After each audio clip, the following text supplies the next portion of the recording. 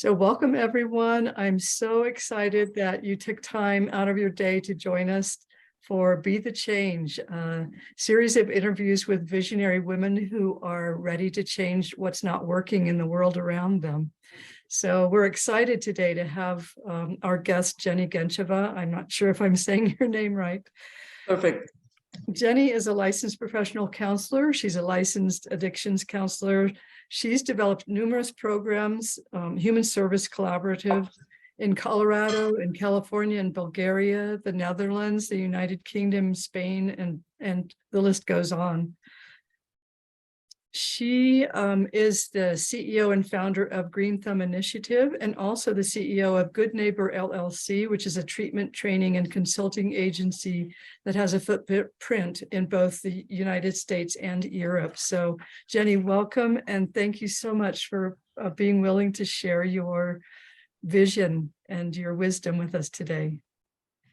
Well, thank you, Tamara, so much. And I'm truly honored. I don't do this very often, but there's something about the beginning of 2023 that reminded me that sometimes public speaking and being out to talk about what we love doing and mission as an organization, and for me personally, does have some merit because just like advertisement, people first need to learn about what you do to hopefully become interested in it and appreciate it. And so in the mental health field, we know that we don't talk much or enough about what we do because we think that this is a kind of a private, secluded process in the confines of the therapy room. And actually, COVID reminded us that there should be a little bit more publicity about how therapy can help people, or how human services in general can help people and families, and hopefully build resilience and overcome that setback that affects all of us. So thank you for inviting me. You're very welcome. Tell us a little bit about your visionary project with Green Thumb Initiative and Good Neighbor. So I'll start with Good Neighbor, and I'll talk more about Green Thumb Initiative being a collective project. I'm one of the co-founders. The other co-founder is Brian Monahan, and he has all along been very, I mean, I would call him a feminist. He may not agree with that, but excuse me, I think he has contributed to clarifying the role of women as opposed to all gender issues changing in 21st century in a way that made me feel like I can, at this stage of my life, dedicate more time to this organization. And I have to apologize to grab a glass of water. I'll be right back. Go right ahead. Oh.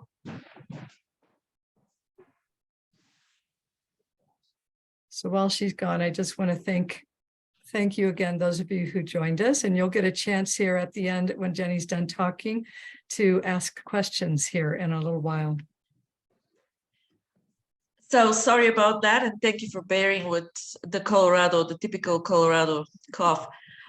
So start with Good Neighbor, because Good Neighbor, which is now called Good Neighbor Cares, is the reason why I decided to go back to the community of Fremont County after having worked in initially in Fremont County, but then in Colorado Springs, in Southern California, Northern California, and a little bit of international work.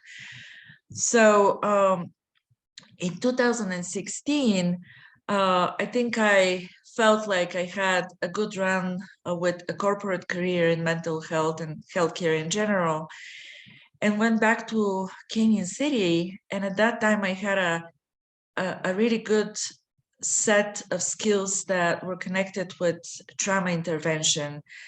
Prior to that, I was a chief operations officer of this large military related organization called Haven Behavioral Health. They had PTSD hospitals, they had outpatient, inpatient, partial hospitalization programs. and it was all focused on healing the wounds of veterans who participated in the wars in Iraq and Afghanistan. I did go back to Fremont County, and my goal was to bring the technologies connected with successful treatment of PTSD and trauma to a community where I knew from my prior experience there were a lot of issues connected with domestic violence, effects of substance use and abuse, even issues. I recently briefed the city council in Canyon City about issues related to inequity and racial intolerance that affect everybody, but especially the younger population.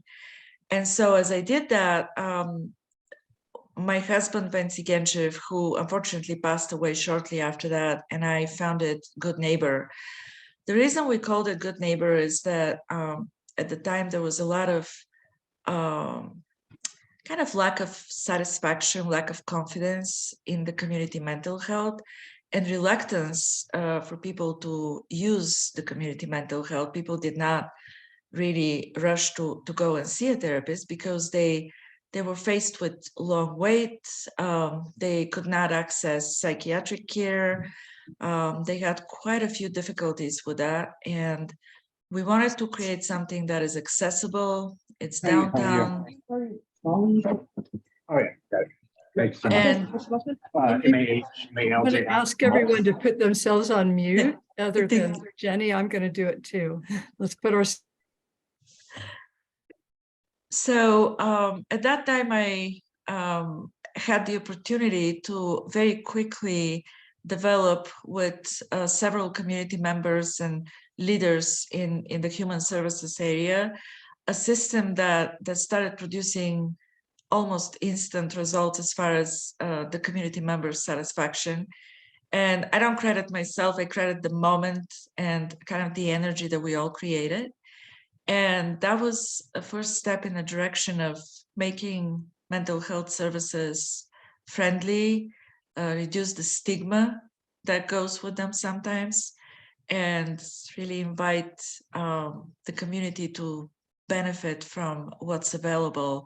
And people pretty quickly learn that there are a lot more things available to them than just talk therapy. And because talk therapy is not the silver bullet in trauma treatment, as you know, we were able to promote biofeedback, neurofeedback, things that don't make people regurgitate the trauma. So everybody was very happy. And so I was doing this since 2016.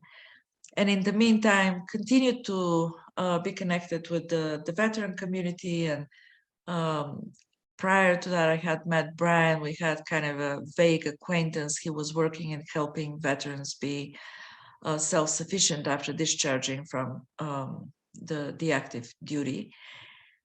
And Brian's mom actually connected us back in Canyon City. And so we started talking about what's working, what's not working. We realized that a lot of things are not working because the community doesn't have an effective model to prevent trauma and mental illness from happening, rather than chasing the tail of already symptoms that are in place and try to help people with that. And so 2018, we founded GTI.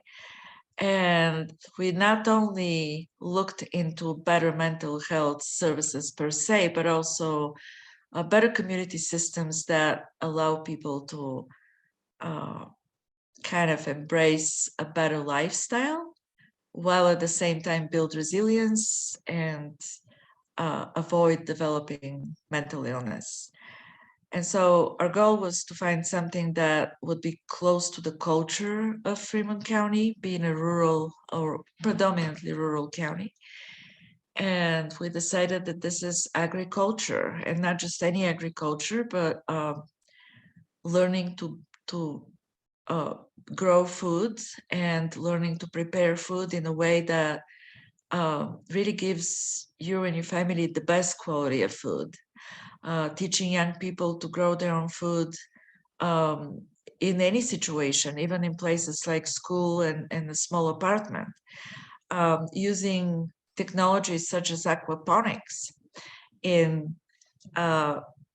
and having fun with that, because it's truly a fun thing to do, even though initially we killed a lot of fish. I have to admit of some fish holocaust, because it's I don't know if everybody's familiar, it's a kind of a closed cycle to where the fish tank essentially feeds the plants, and then it becomes this self-sufficient closed system where eventually you can have both plants and fish.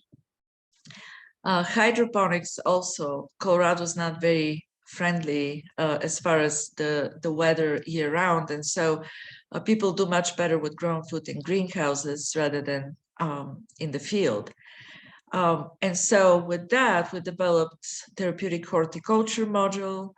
We developed things that are that intervened with young people before they started seeing psychiatrists and judges.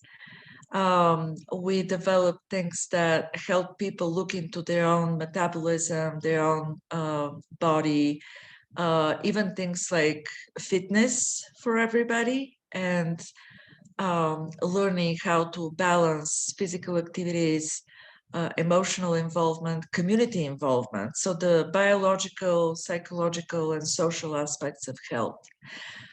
And so 2019, we were ready with the model. We called it Green Thumb Initiative because it all started with growing food. And so we started working with the Fremont County schools, and the rest is history. So since then, of course, COVID happened. Since then, we had a lot of people who basically said, you know, that will fizzle just like everything else. Nonprofits have an average length of 3 years history. Actually, the opposite happened with us after COVID. We had this kind of new revived lease of work, and our team is now recognized as one of the 5 leading national programs as far as mental health innovations by a production company that produces a show called Advancements. And so Brian just clicked on the button. We will have their team coming here in the second half of February or the first few days of March. And we will be on this show Advancements, which is an educational program hosted by Ted Danson. And so GTI is going to be featured on Bloomberg Television as well as Amazon Prime. So completely unexpected and kind of really cool recognition. While at the same time, almost daily, we keep receiving invitations to work collaboratively. Yesterday, we renewed our memorandum of understanding with Savio, which is essentially the organization managing the youth corrections in Colorado. And so we will be working with youth by applying just the GTI model, as we now call it, and hopefully helping kids not develop problems and use the youth correction services. We're currently working with a place in Colorado Springs called Youth Initiatives, or I'm sorry, Joint Initiatives, but it's mostly for youth and families. That is kind of a county-wide organization that is helping families identify points of resilience that could be improved. And we anticipate that we're going to start working with them on January 18th. We have interest from quite a few places in outside of Colorado, in New York and Texas. And so we anticipate that even though we try to be very paced, that this only is going to be growing, pun intended. So that is GTI. So to summarize, my personal vision was how to create community-friendly mental health that is not reactive, it's proactive. But that vision was nothing if it weren't for people who joined me and contributed their own vision along with their skills and resources. And that's how we create sustainable and actually motivated programs that people feel good about. That's amazing. It was such an amazing story, Jenni. Thank you for sharing that. And I loved when you said, I credit the moment and the energy that we created together. I think, because I think that's what it's all about is, you have a vision and you join with other people. And I think Stephen Covey, I love his concept of interdependence, how when you collaborate with another person together, the two of you can create more than you could have created by yourself. And so I think this whole project really speaks to that. I'm curious, this isn't one of the questions that I sent you, but it's come up since I've been listening to you. I'm curious about if you could share with us, what some of the research has shown, and tell us about some of the success stories. Like, what have you seen happen there in the local, like, especially like in Canyon City? Yeah, that is an excellent question. And truly, we particularly take pride in what we have done in the last few years because we work in a relatively underserved area. Even though the statistics are fuzzy sometimes, Fremont County is very well recognized in a way of area of high need. And we have kids, youth from both middle schools and high schools who are extremely talented. And sometimes, unfortunately, that talent gets lost because of lack of attention or because they had some hiccups down the road that prevented them from being kind of on the top of the list of attention. And so we survey every cohort of kids we work with. We use a independent researcher in Colorado Springs. The organization is called Peak Research. Michelle Slattery, she works widely with quite a few national mental health projects. She works with federal grants and has a lot of experience in discerning criteria for program evaluation. And so we asked her to take a picture of our program and start giving us feedback about what's working and what's not working. And so she developed a survey that we routinely implement with every cohort. The first full year, and it's only focused on Canyon City High School, I think surprised even our team, even though we knew that we were on the right track and we knew that we were doing a good job and everybody was very enthusiastic and really stoked about it. When we read the difference between the knowledge level, the skill level before kids became involved in the program and how they ended up after only a few, like 12 weeks of intervention, that's what keeps us going. Because now we know that we make a difference in several key areas, but especially in the area of reducing the probability of substance use, improving general health, improving the knowledge about food and food culture, improving the skills in kids being able to actually produce a meal, which is so important. And so a lot to celebrate there. We're not perfect, and I know that sometimes this research is short-term. It is statistically significant, but it's not a thousands of students. Of course, we hope over the course of the next few years to compile a lot more data, and we're compiling it as we speak. But we work with small cohorts. They're usually 18 to 25, 30 at the most kids, and their family members. But we also have indirect indicators. For example, quite a few parents of those youth said, we like you so much that we would like to be part of your program in some way. And they started volunteering. They started coming in. We actually just recently hired one of the volunteer peer coaches who is now training to be a recovery coach. And he does a wonderful work with adults, because sometimes adults kind of become their own little cohort and they need special attention. And so in those both ways, both more formal and more statistically clean, and by anecdotal feedback from community members, we know that we're on the right track. Does that answer your question? Definitely. Yeah, that's exciting.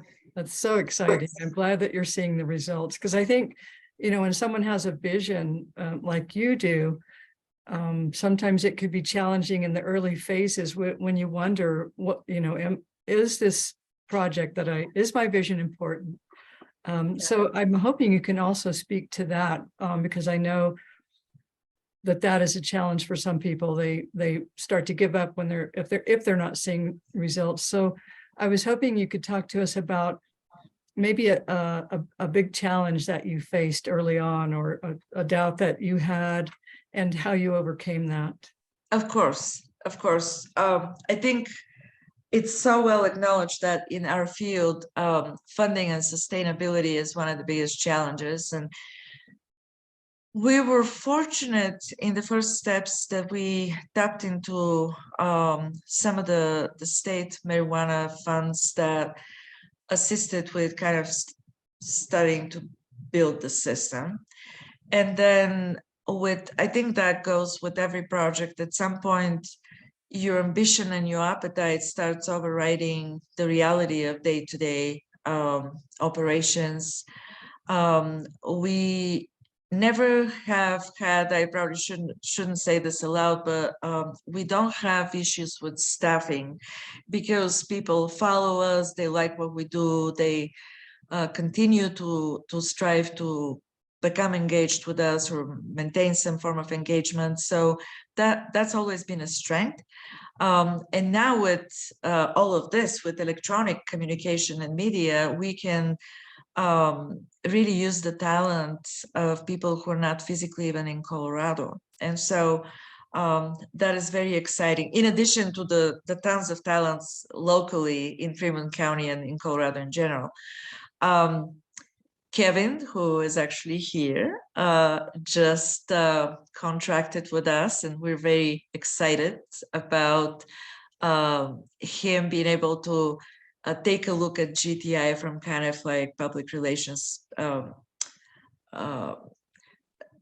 take a picture of what we need to do in addition to what we're already doing. Because speaking about challenges, one of the biggest challenges is when you manage things, you sometimes, or I in particular, sometimes get so wrapped up in communication that has to do with the clinical side of things or operational side of things, that literally I don't have time to do communication on passing the good word, if you will. Brian, my counterpart, is the same way. We do a lot of reporting and just a lot of things business-wise. And so it leaves us with very limited time and, of course, resources in general, because I always respect things being done well and professionally. And so I always know that ideally, we have to use professional services to stay in good shape. Starting from building a professional website, starting from, the selection of the pictures about the program, working now with a production company gave me the idea that we can't do this soon enough, because otherwise we don't gauge kind of the highest level of professionalism in that process. And so I think a challenge is always to balance resources with opportunities, but I always kind of take a risk as far as like how we can afford to access the best, because I think that eventually pays off. And if we can kind of, you know, squeeze it through the hurdles and make it happen, I think it never fails. That talent, that professional services is offering always is a great investment. Clinical services the same way. How can we work with the best clinicians? There are quite a few, you know, at any given time we have those offers, kind of like, can I join you for a few hours and this is going to be great. And to me, it's therapy is a commitment in general, and human services is a commitment, because it becomes your identity. It becomes, you know, something that no matter where we go, we have to model. And so if we can convince people that immediate gratification is not going to be the model of that project or that operation, I think we stand a chance to retain the best and work with the best and offer the communities the best. Right, that makes sense. And I always, a phrase came to me a couple of weeks ago. You know how they always say it takes a village to raise a child? I think it takes a village to manifest a vision. You know, you got to attract quality That's people. very true. Yeah, and it sounds like your vision is so inspiring. Your project is so inspiring that people want to be a part of it, which is awesome. That's very true. That's very true. Also, for me, it rings true. Maintain a diverse and extensive network. That's pretty much when we talk about vision again. I mean, I want to take a credit of a good vision. Of course, at the same time, I know that this is a vision of the homeless people on the streets of Fremont County. This is a vision of the CEOs of mental health organizations that are struggling, and people don't like them because they don't offer something that is too helpful sometimes. And so that's a vision of a community or multiple communities that need to find a new point of energy and competence to reconcile the strengths, but also acknowledge the limitations. Right. So I have one last question for you, and then we'll open it up for questions from the others that are here with us. My final question for you is, so if someone feels called to change something in the world around them, you know, whether it's in education or healthcare or any field, and yet they kind of think, oh my goodness, you know, this is too big. This is, maybe I should, someone else will take care of it. What advice would you have for someone like that who feels called to change something around them in the world that's not working? Well, this I'm sure is different for different people who may have different idea of how they approach life.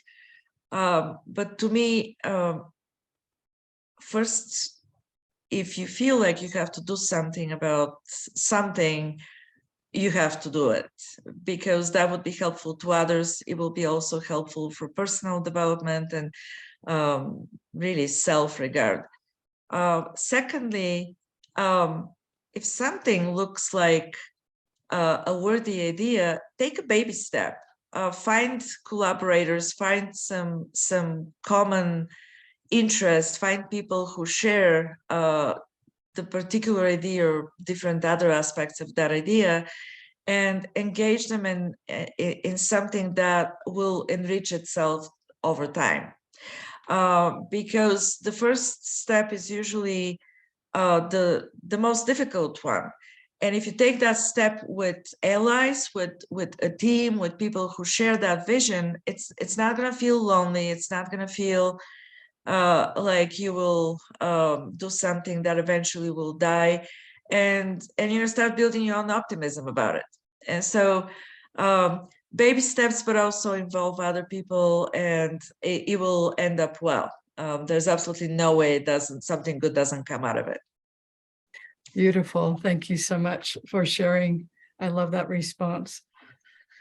Okay, great. So I know we've got a couple of people that are still on the call with us, or the meeting with us today, and I'd like to open it up to those of you who are here. And what questions do you have for Jenni?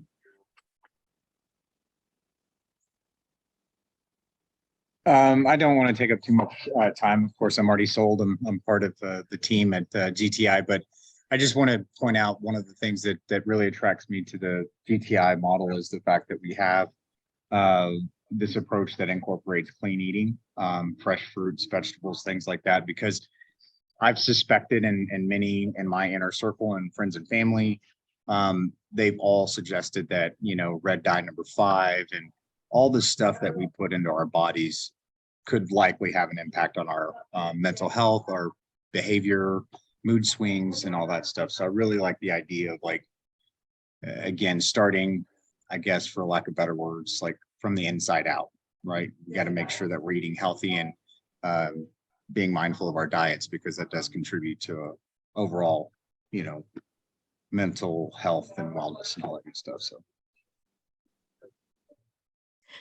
Thank you, Kevin, for mentioning that. This is our obsession at GTI. It's not just a mission. It's not a good scientific point only or good self-care point. We're definitely taking it to a different level. We constantly cook, all of us. We have a professional chef who trained to be able to prescribe food, and who literally can coach people in improving their diet almost instantly, and thus improving their mental health. And that doesn't have to be, it can be very simple. It doesn't have to be a cumbersome process. And so thank you for mentioning how important that is, because that was the whole idea. We changed our mentality. So there's the vision, the idea of changing our lifestyle around food. Then we produce good food, then we put it back in our body, and that generates great return on the investment.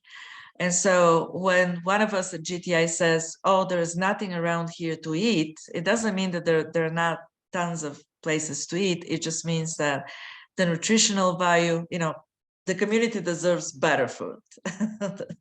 Yeah. That's a great point. Yeah, thank you for that question, Kevin, and thank you for your response, Jenni. Kevin, I was thinking it should be interesting to see, it's awesome that GTI has brought you on board to provide a snapshot of the public relations aspect. It should be fun to see how things evolve with your help. Yeah, I certainly appreciate that. And I think it's the timing couldn't be better for GTI. Just observing, this whole movement of clean eating and mental health and all that stuff. I mean, 10 years ago, it seems like a lot of these discussions that we're having now that are very fluid, evolving and what have you, like that didn't necessarily happen until recently. And so I think now we have to kind of strike while the iron is hot, and while we have people's attention, specifically on things like clean eating and mental health and prevention and all that good stuff. So I'm super excited. So yeah.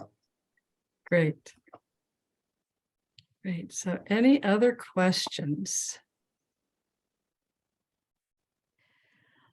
Well, Tamara, in the meantime, I wanted to mention something that actually has to do with you. And I know that you probably remember years ago working together in the human services field, and how many changes you and I both have made since then. And one of the points that we all remember still fondly at GTI is visiting your place and your program. It was in the beginning stages of development, and it was very sweet that you invited us to see everything and benefit from the interventions that you organize. And I know that innovation is kind of synonymous with everything that you do, but I'm particularly excited that you're now becoming involved in becoming the voice of other professionals.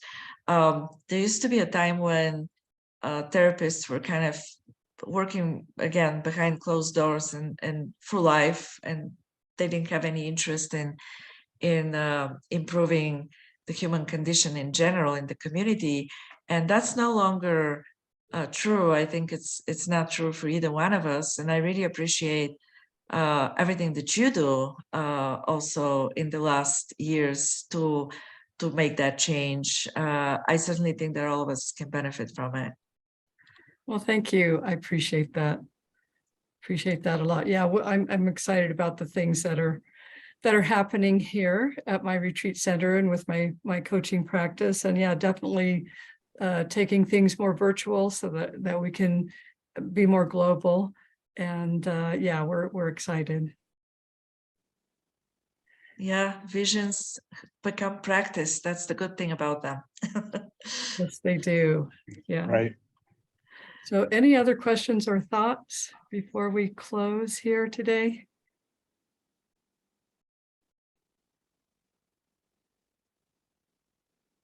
I just want to say, for those that may be listening afterwards, you know, all of us have an important role to play. I think of it as being, it's sort of like the whole world is like a cosmic stage, and each one of us, you know, we're here for a reason, and our visions might be giant like Jenni's is, or they might feel smaller, but we each have a role to play. And I would love to hear your story. So if you're watching this and you're kind of thinking, oh, I'd like to tell my story, please reach out to me. My email and the website is in the chat, so you can check that out. And I'd like to thank Jeannie and Kevin and definitely Jenni. Thank you so much for being here. You're such a beautiful leader. You're a humble leader. When I was reading your bio, I didn't realize that you had made, you know, all this, the global impact. I just remember how kind and caring you've always been. And so we really appreciate you taking time to be here, as well as the listeners too. So thank you again. Thank you, Tamara. Bye for now.